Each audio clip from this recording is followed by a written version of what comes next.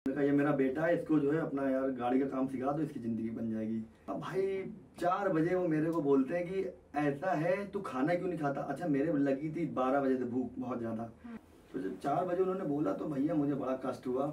उसके बाद मैं एक दिन गया, जैसे ही पापा मेरे को शाम को लेने आए, मैं दूसरे दिन गया ही नहीं। तो वो कमाता तो वहां से 2 लाख 2.5 लाख रुपए महीना था जो मेरा पार्टनर, लेकिन वहां पे रेंट क्या है, कभी मेरे को 5,000 रुपए वो दे दे, मिक्स देना था बल्कि 15,000, और एक बार उसने मेरे को 10,000 रुपए दिए, नेक्स्ट टाइम 5,000 रुपए दिए। और उसके बाद फिर उसने क्या करा कि एक बाइक में शायद इंजन विंजन किसी दूसरी कार का लगा दिया।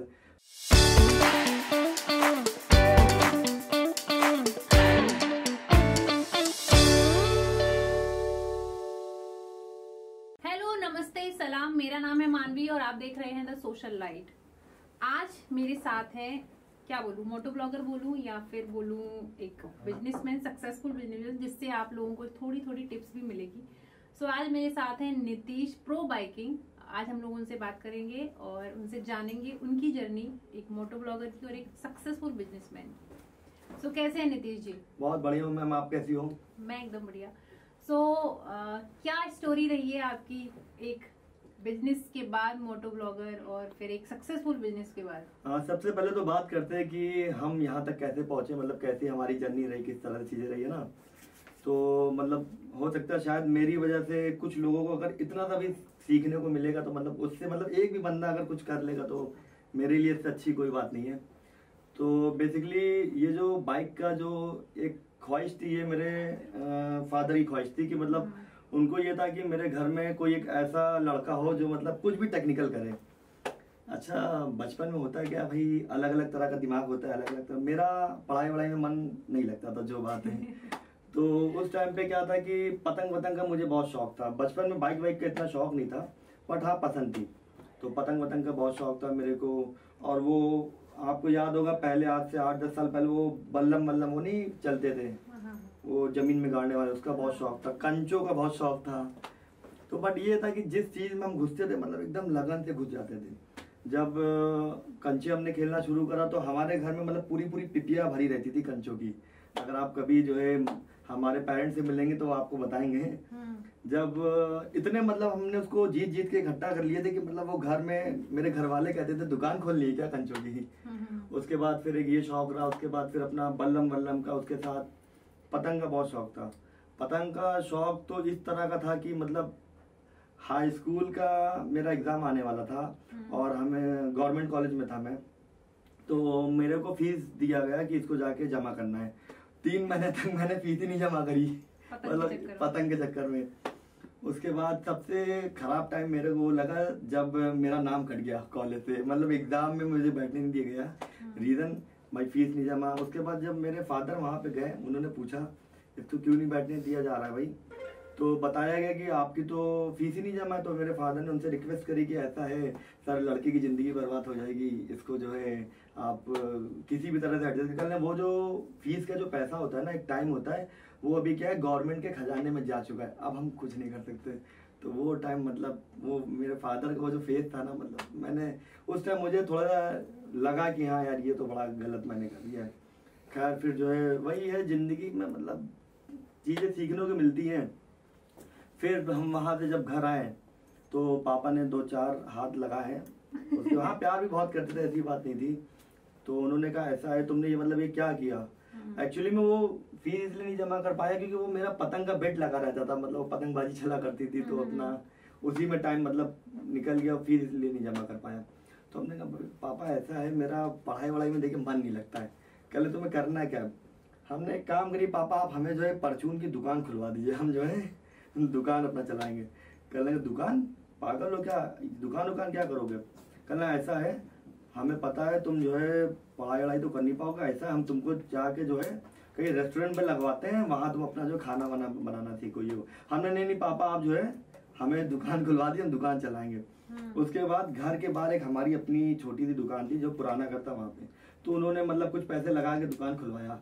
दुकान तो खुलवा दिया। उसके बाद जो है हमने कहा पापा इसे पतंग भी आप रखवाइए, हम पतंग ही बेचेंगे। बाकायदा जो है पतंग भी उन्होंने रखवा दी।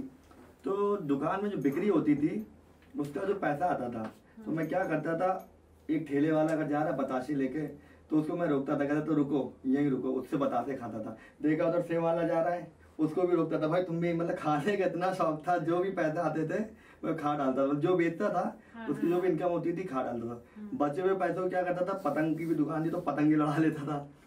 तो 3 4 5 6 महीने बाद फिर वो लॉस, भाई पापा लोग कब तक घर वाले लगाएंगे। वो लोग कहते थे लगाता तो मैं यार हर महीने में पैसे हूँ 2000 3000, लेकिन पैसे जा कहाँ है। फिर मोहल्ले वालों ने बताया कि आपका लड़का दिन भर जो है खाया करता है। उसके बाद फिर जो है पापा ने कहा ऐसा है ये दुकान करो बंद, उसको बंद करा दी उस दुकान को। पापा ने कहा तुम्हें करना क्या है, हमने कहा पापा क्या है, कहना ऐसा है तुम चलो हमारे। तो उन्होंने जाके मेरे को गुस्से में ले जाके, एक्चुअली में मेरे पापा जो एक प्राइवेट जॉब में थे, साहू पिक्चर हॉल है लखनऊ में, उसमें वो लिफ्ट चलाते थे।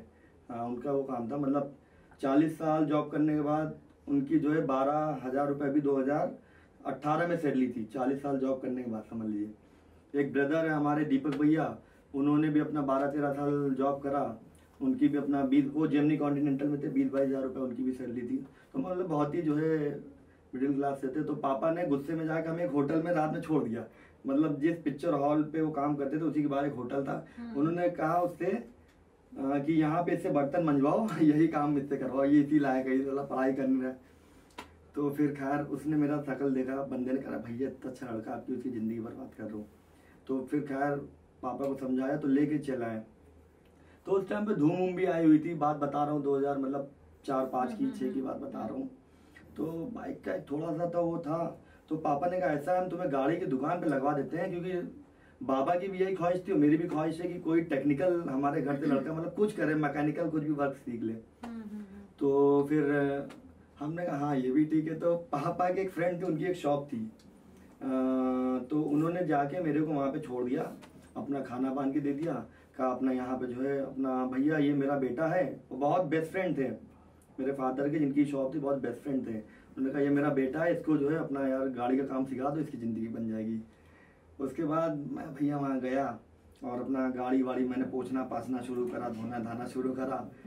अब भाई 4 बजे वो मेरे को बोलते हैं कि ऐसा है तू खाना क्यों नहीं खाता। अच्छा मेरे लगी थी 12 बजे से भूख बहुत ज़्यादा, भाई मैं दिन भर खाने वाला इंसान, मेरे बहुत ज़्यादा लगी थी भूख। तो जब 4 बजे उन्होंने बोला तो भैया मुझे बड़ा कष्ट हुआ। उसके बाद मैं एक दिन गया, जैसे ही पापा मेरे को शाम को लेने, मैं दूसरे दिन गया ही नहीं। हमने पापा हम नहीं जा पाएंगे, नहीं यहाँ मेरा नहीं बसेरा हो पाएगा। उसके बाद कर लगा। अच्छा वहाँ पे क्या था, थोड़ा गंदगी वंदगी भी बहुत थी, मतलब उस टाइप का हम थोड़ा सा इन सब चीज़ों को अवॉइड करते थे। मतलब कालिक वालिक एकदम, वो लड़के एकदम कालिक यहाँ लपेटे, यहाँ होता नहीं जब आप गाड़ी बाहर बनाते हैं, तो थोड़ा सा हमें सफाई पसंद थी। तो हमने कहा पापा ऐसा है, अब एक शॉप है मैं वहाँ पे बात करता हूँ, तो मुझे वहाँ जाना है। एक हमारे घर से 1 किलोमीटर पे दूर एक बड़ी अच्छी शॉप थी, मॉडर्न ऑटो, मतलब थोड़ा अच्छे तरह की शॉप थी वो। तो एक्चुअल में फिर मैंने जब उनको बोला कि मेरे को आप वहाँ पे करवा दो, तो जब मैं वहाँ पे गया, बस वहाँ से वो जो मेरा स्टार्टिंग पॉइंट था वो शुरू हुआ। तो वहाँ मुझे मतलब अच्छा लगने लगा और थोड़ा सा बाइकों का शौक तो था ही। तो 300 रुपये महीने पे फिर मेरा वहाँ पे हुआ कि अपना देंगे। तो वहाँ पे अपना गाड़ी वाड़ी धोना, अपना ये करता, सीखता रहा। बड़ा मुझे शौक था, मतलब पैसे का तो खैर मेरे को शुरू से ही लालच नहीं था। उसके बाद सीखते सीखते क्या हुआ, 3-4 साल मैंने उनके पास करा। उसके बाद एक लड़का हमारे पास आता था, अफजल, तो उसने क्या करा, मेरा हीरो होंडा कंपनी में अपना जॉब लगवा दिया। तो शौक था मेरे को, तो मैं फिर वहाँ पे चला गया। तो हीरो होंडा से फिर क्या हुआ, 2-3 साल मैंने फिर वहाँ करा। उसके बाद फिर मैं बजाज में आ गया। बजाज में क्योंकि मुझे बड़ी गाड़ियों का बड़ा शौक था। अच्छा हीरो होंडा के पास उस टाइम वो छोटी छोटी अपना स्प्लेंडर यही सब होती थी, बड़े मॉडल थे नहीं। बजाज के टाइम, मतलब ये बात मैं आपको बता रहा हूँ 2009-10 की, बजाज के पास ऑप्शन थे पल्सर 220 वगैरह, उस टाइम वो सब आती थी। उस टाइम भी अपनी जो आजकल चल रही है सब नहीं आती थी। तो फिर जब वहाँ पे बजाज में मेरा हुआ, उसके बाद वहाँ पे मेरे को प्रो बाइकिंग में एक इनका सेगमेंट होता था जिसमें ये सिर्फ हाई सेगमेंट बाइक देखते थे। तो वहाँ पे मेरे सिलेक्शन हुआ, उसमें सिर्फ 3 रैंप होती थी, बीच में मेरी थी और 1-2 रैंप और थी। तो वहाँ क्या था, अगर बजाज में जो भी बंदा अपनी 220 लेके आता था और जो भी बड़ी बाइक लेके आता था, तो उसके मुंह पे वहाँ के ओनर का नाम हो, वहाँ के मैनेजर का नाम हो या ना, मेरा नाम जरूर रहता था। क्योंकि वो जब मैं काम करता था ना, तो मतलब एकदम घुस जाता था। मतलब वो शुरू से ही मेरा, मैंने जैसा आपको पहले बताया, कुछ भी करना है मतलब एकदम घुस के करना है। तो यही करते करते उसके बाद केटीएम इंडिया में आया। सबसे अच्छा मेरी लाइफ का टाइम वो रहा, केटीएम इंडिया में आया। और उसके लिए मेरे को मतलब पूरे यूपी से मेरे को सिलेक्ट किया गया कि इसको ट्रेनिंग कराना है और इसको हमें आगे भेजना है। मैं एज ए टेक्नीशियन था, मतलब एज अ मैकेनिक। हाँ, तो फिर जब वहाँ भेजा गया उसके बाद केटीएम से मैंने बहुत सारी चीज़ें सीखी। सीखते सीखते उसके बाद ये हुआ, अपना 4-5 साल खूब दिया। 2012 में मेरी सैलरी जो थी वो अराउंड 5,500 हज़ार रुपये थी 2012 में। तो यूपी में एक ही डीलर था केटीएम। और अब केटीएम से मैं हीरो होंडा में जा नहीं सकता, बाजार में जा नहीं सकता है, क्योंकि मुझे बड़ी बाइक का काम सीखना था। उसके बाद फिर मैंने अपने ओनर से बोला, सर मेरी एज हो रही है और मुझे और भी चीज़ें करनी, थोड़ी सी आप सैलरी मेरी मतलब और बढ़ाइए, एटलीस्ट 5.5 में क्या होगा अभी। तो उन्होंने 500 रुपये, मतलब 4 साल मेरी जॉब करने के बाद 500 रुपये उन्होंने बढ़ा दिए। अच्छा, मेरे पास भी ऑप्शन नहीं था, मैं भी अपना लगा रहा। उसके बाद 2016 में फिर एक और डीलर आया केटीएम का। तो उसने मेरे से पूछा कि भैया, उसको पता था कि पूरा यूपी मैं देख रहा हूँ कि आपको वहाँ क्या पैसे मिल रहे हैं। मैंने बोला मेरे को वहाँ पे मिलते थोड़े बढ़ा के पता 6,000। मैंने कहा मैं आपको 12,000 रुपये दूंगा, आप मेरे पास आ जाओ। कहा मेरे को 6 से 12 मतलब एकदम डबल, तो मेरे लिए तो बड़ा अच्छा था। फिर मैंने कंपनी से बात करी, मैंने कहा ऐसा है कि मेरे को दूसरी जगह चाहिए ऑफर। तो कंपनी वालों ने कहा कि ऐसा नहीं, अभी आप नहीं जा सकते हो, पहले आप 3 महीने कहीं और काम करो, उसके बाद। अरे हमने कहा अभी उनको जरूरत है इसलिए हमें 12 दे रहे, 3 महीने बाद कहाँ वो हमें पूछेंगे। तो खैर किसी तरह से उन्होंने रिस्क लिया, जो नए वाले डीलर थे उन्होंने मेरे को अपने क्या रखा, मतलब अनऑफिशियली रखा। तो ये करते करते 16 में 12,000 रुपये पे बढ़िया अपना काम कर रहा था। उसके बाद फिर एक मेरा फ्रेंड था, ये जो पहले से मेरे से कनेक्ट था, शिवांग। तो ये रेस डायनामिक्स इसने खोला था। और हाँ, मेरे साथ ही मतलब इसने सजेशन लेके कैसे करा जाए, उसको भी शौक था गाड़ियों का। तो उसने क्या काम शुरू करा था, हेलमेट और जैकेट का मतलब काम शुरू करा था। तो उसने इसको खोला और 8-9 महीने इसने चलाया। रेंट पे शोरूम था, 30,000 रुपये वहाँ का अपना रेंट था। उसके बाद फिर आपका और ऊपर के भी खर्चे होते हैं भाई, 10-12-15,000 वो खर्चे थे। बट क्या था कि वो फिर इतना प्रॉफिट हो नहीं रहा था। 8-9 महीने उसने अपना लॉस पे चलाया। फिर आखिरी में कहने लगा, नीतीश भाई यार मैं इसको बंद कर देता हूँ। हमने कहा भाई अगर बंद करोगे तुम्हारा पूरा ही लॉस हो जाएगा, तो एक काम करो ना, तुम बताओ तो हम कल या फिर तुम ले लो। तो उस टाइम पे मैंने 2 या 2.5 लाख रुपए जमा करके अपने ज़िंदगी भर के रखे थे, और उसको देना था कम से कम 5 लाख रुपए। तो हमने कहा भाई ऐसा है, वो एक मैंने लाइफ का रिस्क लिया था, वही ये 2016 में वो रिस्क लिया। अच्छा, मेरी 12,000 रुपये सैलरी थी, 30,000 रुपये रेंट देना था, मेरे लिए भी बहुत बड़ा चैलेंज था भाई। कैसे अपना 2-4-5,000 रुपये अपना ऊपर हो जाते थे, फिर भी 15-16,000 रुपये देना, 30,000 रुपये। तो एक मेरे जहाँ मैं काम कर रहा था बगल में कार का बंदा था, तो उससे मैंने बोला भाई शोरूम मिल रहा है, उस पर फ्रंट पे मिल रहा है 30,000 रुपये में, चलो हम लोग ले लेते हैं। तो उसने कहा चलो ठीक है भाई ले लेते हैं। उसका कार का काम था और मेरा बाइक का काम था। हमने कहा हम अपना सर्विस उसमें अपना कर लिया करेंगे। मैं कंपनी में था, क्योंकि कंपनी छोड़ नहीं सकता था, क्योंकि भाई रेंट मुझे निकालना था और घर से तो कोई ऐसा वो बैकअप था ही नहीं भाई। 12,000 रुपये पिताजी की सैलरी, तो अपना घर देखेंगे, तो भाई के अपने अलग 2 बच्चे वो अपना देखेंगे, तो मतलब तो फिर वो एक रिस्क मैंने लाइफ का समझ लिया वो लिया था। तो वहां से शुरुआत हुई, वहां से हाँ, वो मैंने छलांग मारी। तो उसके बाद तो जो मेरा बंदा था जिससे मैंने पार्टनरशिप करी थी, तो लीगल एग्रीमेंट्स, लेकिन वो जिनकी प्रॉपर्टी उन्होंने मेरे से ही करा था। तो वो कमाता तो वहाँ से 2 लाख 2.5 लाख रुपए महीना था जो मेरा पार्टनर, लेकिन वहाँ पे रेंट क्या है, कभी मेरे को 5,000 रुपये वो दे मिक्स देना था, बल्कि 15,000। और एक बार उसने मेरे को 10,000 रुपये दिए, नेक्स्ट टाइम 5,000 रुपये दिए। और उसके बाद फिर उसने क्या करा कि एक बाइक में शायद इंजन किसी दूसरी कार का लगा दिया। तो उसमें हमने कहा ये तो लफड़े वाले काम कर रहा है, हमने ऐसा फिर हमने उसको किनारे कर दिया। उसके बाद फिर मैंने ये जॉब छोड़ी, हमने कुछ ना कुछ तो करना पड़ेगा। हालांकि बहुत बड़ा मतलब एक वो था, थोड़े पैसे वैसे इकट्ठा करके रखे थे। तो एक महीने रेंट फिर अपने पास से मैंने दिया। दूसरा महीना ऐसा आया कि मैंने घर से मतलब मम्मी से 10,000 रुपये लेके अपना दिया रेंट।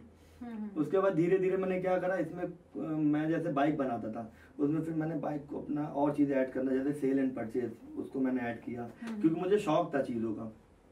उसके साथ साथ मैंने 2-4-5 हेलमेट ला के रखे अपना, उसको फिर ऐड किया। वो करते करते आज समझ लिए ऊपर वाले की उससे इतना है कि मतलब 300 रुपये से स्टार्ट करा था। आज मुझे अगर 30 लाख की भी चीज़ खरीदनी होती है तो मुझे मतलब सोचना नहीं पड़ता है। हाँ, और सबसे इम्पोर्टेंट मेरे फादर मतलब क्या, जो बंदा मतलब 40 साल जॉब करने के बाद समझ लिए 12,000 रुपये सैलरी पे जो जॉब करता था, आज जब वो 12 लाख की बाइक पे बैठता है ना, तो मतलब वो क्या प्राउड करता होगा वो, मतलब चीजें मतलब जो चीजें big inspiration for youth also. हाँ। सो बेसिकली शोरूम का आइडिया आपका वहां से आया। अगर मैं आपकी बात करूं यूट्यूब कंटेंट की, सो बीइंग अ यूट्यूबर और बीइंग अ मोटो ब्लॉगर, किन किन चीजों का ध्यान रखना पड़ता है? देखिए, सबसे पहले तो अगर आप चाहे यूट्यूब हो, चाहे किसी भी फील्ड में हो, अगर आप कुछ भी कर रहे हैं तो सबसे पहले तो उनकी चीज़ों को आपको समझना बहुत इंपॉर्टेंट है। ये नहीं कि आप खाली आजकल यूट्यूब का ट्रेंड चल रहा है तो मतलब कुछ भी शुरू कर दिया आपने। सबसे पहले अपने ऊपर कॉन्फिडेंस होना चाहिए ना, कि अगर हमें करना है तो थोड़ा सा अपने आप को टाइम दो। आजकल क्या है, मानिए कोई काम कर रहे हैं और उसके बाद उसको छोड़ दिया, मतलब टाइम नहीं दिया। मैं भी था, मैंने अपने आप को मतलब टाइम दिया, चीज़ें सीखा। सबके लाइफ में चैलेंज होती है, तो सबसे पहले तो अपने आप कॉन्फिडेंस अपने ऊपर आप रखो कि हाँ हम ये चीज़ कर ले जाएंगे। सब कॉन्फिडेंस है तो आप अच्छी अच्छी चीज़ें समझ लिए कर ले जाएंगे। और बाकी रही यूट्यूब पे तो मतलब मैं समझ ली एकदम ना के बराबर हूँ।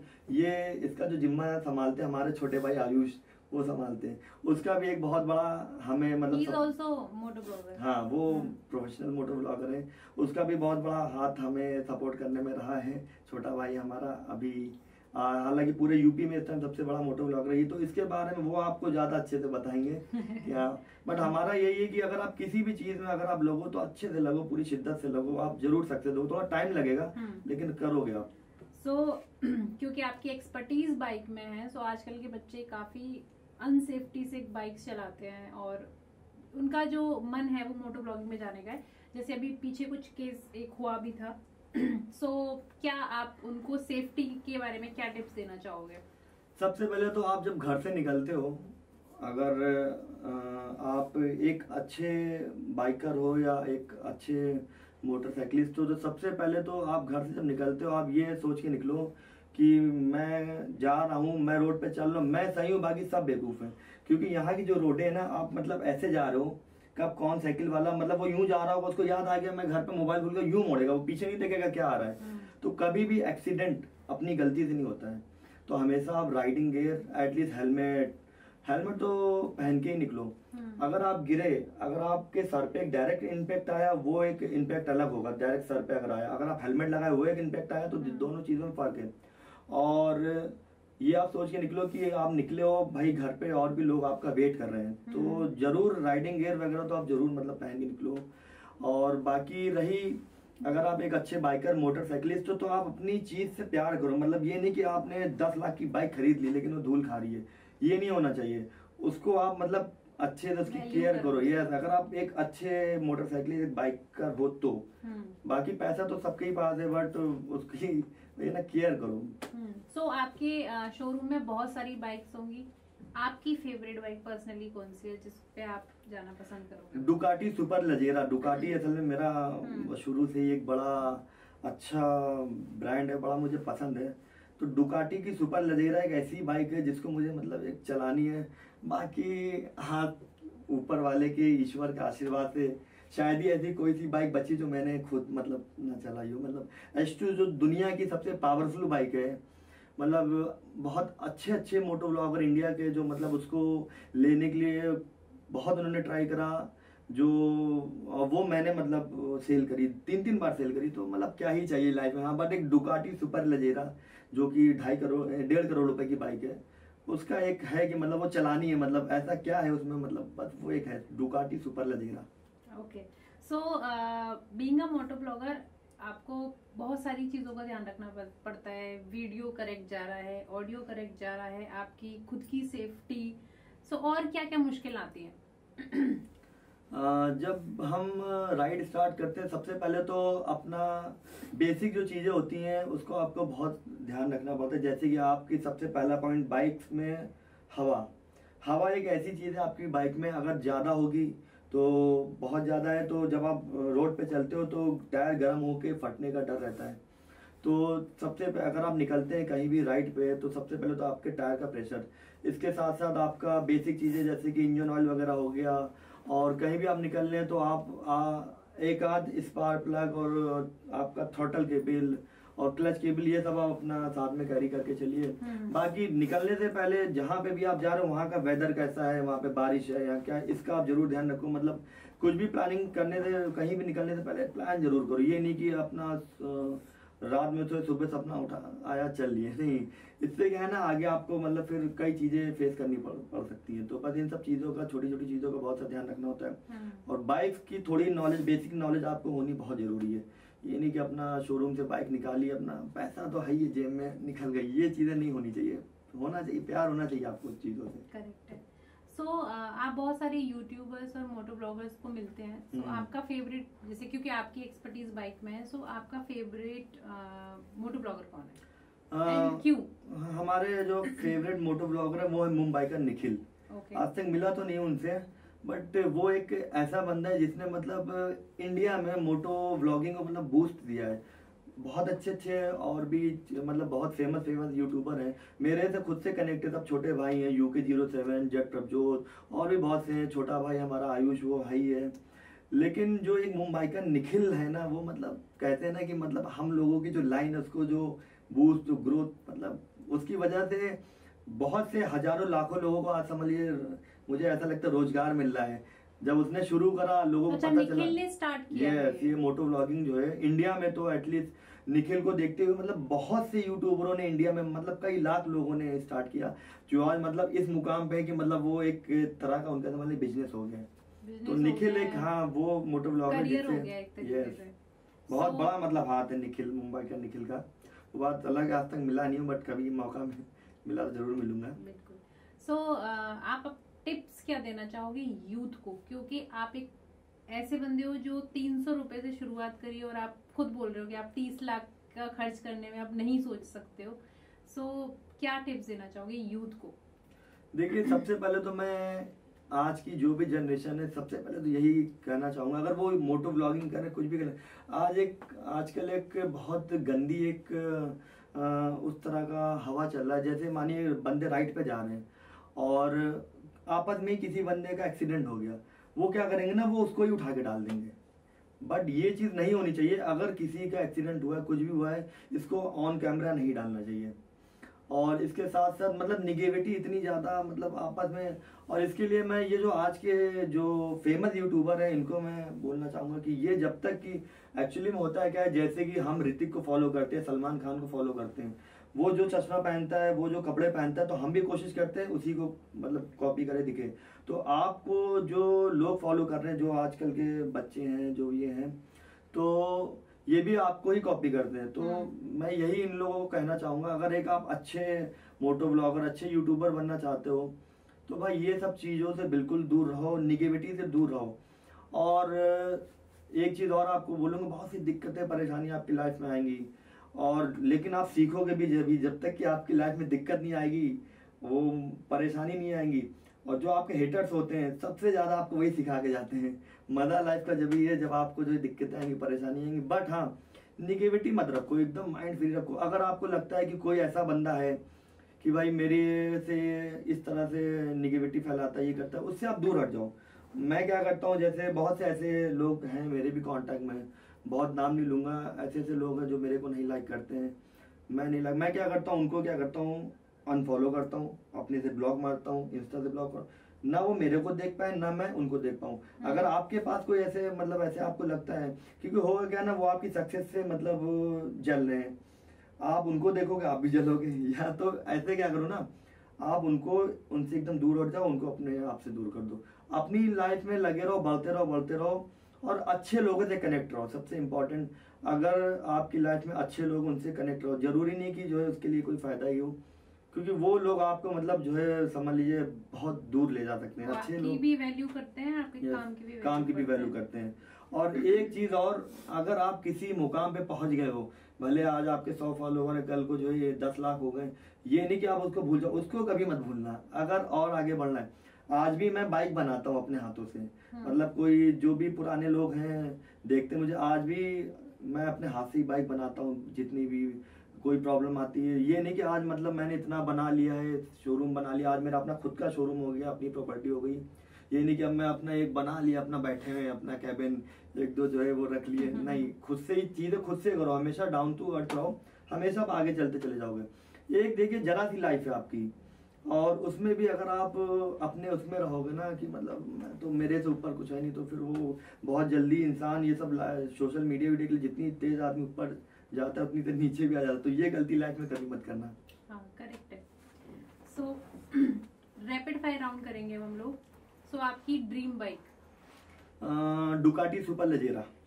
विच प्लेस जहाँ पे आप जाना चाहते हो बाइक से, राइड करना चाहते हो, चाहे वो वर्ल्ड में हो चाहे वो इंडिया में हो? मैं तो अपने इंडिया में ही जाना चाहता हूँ, केरला वेरला साइड, क्योंकि इंडिया से हूँ, अपने इंडिया को पहले एक्सप्लोर करूंगा, उसके बाद फिर है ना अपना पैसा लगा के अपना पेट्रोल खर्चा करके बाहरी कंट्री एक्सप्लोर करके क्या मतलब है ना, अपना पैसा अपनी कंट्री में रहे तो उसकी अलग ही बात है। So favourite place for meetup with friends? Race dynamics Lucknow. Oh, bike top speed? 300 plus है, बट ऑफ कैमरा है। ओके, यस, वो ऑन कैमरा नहीं, ऑफ कैमरा है, वो बहुत पहले। Choose between Ayush and UK07? ओहो, ये बोथ दोनों ही, मतलब आयुष तो मतलब ये समझ लिए क्या ही बोले, डिप्लोमेटिक नहीं होना है। मतलब आयुष का तो कोई कंपैरिजन ही नहीं कर सकते किसी भी, वो तो मतलब एकदम घर के हमारा एकदम छोटे भाई है हमारा, और बाकी यूके भी एकदम, यूके से भी ऐसा हमारा कनेक्शन है कि लखनऊ जब भी वो आता है तो हमारे पास ही आता है, और बहुत जल्दी कई बार घर भी उसने बुलाया, तो दोनों ही हमारे लिए मतलब डिप्लोमेसी चलेगी। सो आप अपनी मोटो ब्लॉगिंग अगर करते हैं तो कैमरा कौन सा यूज करते हैं? आपका GoPro Hero 7। सो ये है नितिश जी, जिन्होंने इतने से और इतना बड़ा मुकाम हासिल किया, जो कि यूथ के लिए बहुत बड़ी इंस्पिरेशन है। सो अगर आपको ये वीडियो अच्छी लगी हो तो प्लीज लाइक कर दीजिए, शेयर कर दीजिए और हमारे चैनल को सब्सक्राइब कर दीजिए। जय हिंद, जय भारत।